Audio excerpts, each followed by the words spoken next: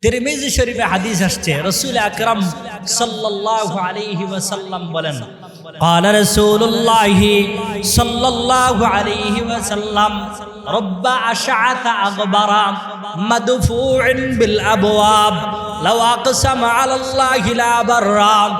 রাসূল আকরাম সাল্লাল্লাহু আলাইহি ওয়াসাল্লাম বলেন, رب أشعث أغبر, এলোমেলো চুল, পেকাশি চেহারা, যে এলোমেলো ভাবে কোন রকম জীবন যাপন করে, চেহারা সুরত ভালো নয়, দেখতে সুন্দর নয়, সমাজের মানুষ যাকে পাত্তা দেয় না, মাদফুউন বিল আবওয়াব, কোন সম্মানী কোন বড় মানুষের কাছে যাওয়ার পরে মানুষ তাকে ধাক্কায়া দরজা থেকে বাহির করে দে, মানুষ তাকে সমাজ থেকে তাড়িয়ে দে, সমাজের মানুষ যাকে গণনা করে না, সমাজের মানুষ যাকে পাত্তা দেয় না, সমাজের মানুষ যাকে মূল্যায়ন করে না, অবমূল্যায়ন করে,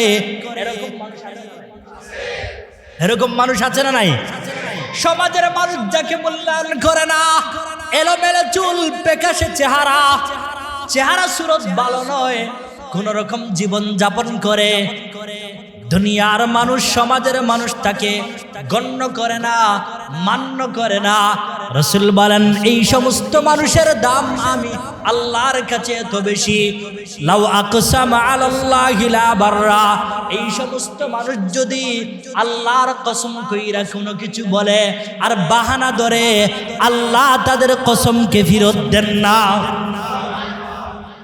দেখবেন সমাজে এমন কিছু মানুষ আছে, চুপচাপ নীরবে গোপনে থাকে, লাগাবাজা, মামলা মোকদ্দমা, নেতাগিরি, মুসদ্দরগিরি, সভাপতিগিরি আর সেক্রেটারিগিরি, আর এই সমস্ত গিরির মধ্যে নাই,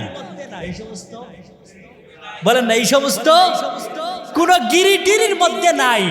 হেরা কোন রকম জীবন যাপন করে, রিক্সা চালায়, ভ্যান চালায়, ঠেলা গাড়ি চালায়, চায়ের দোকানে চা বিক্রি করে, ফল বিক্রি করে, আনাজ বিক্রি করে, তরকারি বিক্রি করে, কোন রকম জীবন যাপন করে, চুপচাপ চলাফেরা করে। রাসূল বলেন, আল্লাহর হুকুম আর আল্লাহর ফরমানবরদারি 100 ভাগ আদায় করে। রাসূল বলেন, এদের দাম হইল কোনো কিছু যদি আল্লাহর কাছে চায়, চাইতে দেরি হয়, পাইতে দেরি হয়। এরকম মানুষ আছে না নাই? যারা বলেন আছে না নাই? আপনি আমাদের মসজিদে খুঁজলেও পাবেন। আমি একটা অতিরিক্ত একটু বাড়িয়ে বললাম, আমাদের মসজিদেও যদি চান আপনি পাবেন। এরকম মানুষ আছে, প্রত্যেক এলাকায় আছে। সমাজের মানুষ যাদেরকে মূল্যায়ন করে না, দাম দেয় না, গণ্য করে না, চুপচাপ চলাফেরা করে, দিন আনে দিন খায়, হালাল ইনকাম করে, বাকি নামাজ ছাড়ে না, বাকি নামাজ ছাড়ে না, রোজা ছাড়ে না, সুদ খায় না, ঘুষ খায় না, জুয়া খেলে না, তাস খেলে না, মদ খায় না, কোন ধরনের গেঞ্জাম মারামারির মধ্যে নাই, চুপচাপ বসবাস করে, আখলাক সুন্দর, চরিত্র সুন্দর। রাসূল এদের ব্যাপারে বলেন, এরা যদি আল্লাহর কাছে কোনো কিছু চেয়ে বসে, চাইতে দেরি হয়, পাইতে দেরি হয়। এরকম চুপচাপ সাদা সিধা জিন্দেগি করে নেওয়ালা মানুষ যারা, এদের ব্যাপারে রাসূল বলছেন, আহলুল জান্নাতে বুহলুন। আরবি তো বুঝেন নাই, বলেন না আল্লাহু আকবার। রাসূল বলেন, আহলুল জান্নাতে বুলহুন, সহজ সরল মানুষ যারা, এরা হলো জান্নাতি মানুষ। আমরা তো নেতাগিরি দেখাইতে চাই, আমরা তো গিরি দেখাইতে চাই, বাপ প্রতিপত্তি, আমার ক্ষমতা আছে, আমার দাপট আছে, আমার পাওয়ার আছে, ক্ষমতা আছে, এই পাওয়ার এবং ক্ষমতা দেখাইতে চাই।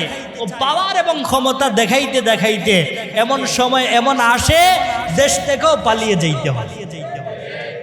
ঠিক না বেঠিক? ঠিক না বেঠিক?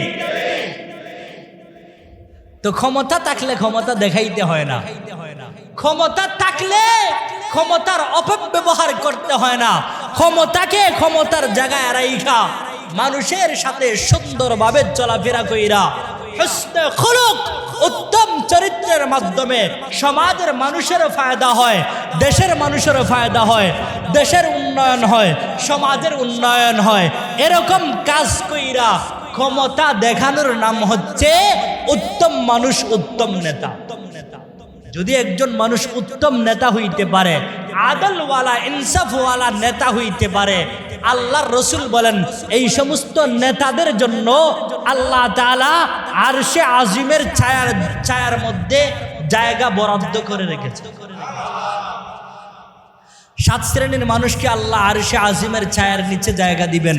এর মধ্যে এক শ্রেণীর মানুষ হলো আল ইমামুল আদিল, ওই নেতা, ওই রাষ্ট্রপতি, ওই প্রধানমন্ত্রী, ওই এমপি, ওই মন্ত্রী যে দুনিয়াতে আদল ইনসাফ কায়েম করেছে। তো বলছিলাম যেই জান্নাত, ওই জান্নাত সর্বপ্রথম যিনি খুলবেন ওনার পরিচয় হচ্ছে আমাদের নবী, শেষ নবী, বিশ্ব নবী মুহাম্মদুর রাসূলুল্লাহ। সবাই বলেন না সাল্লাল্লাহু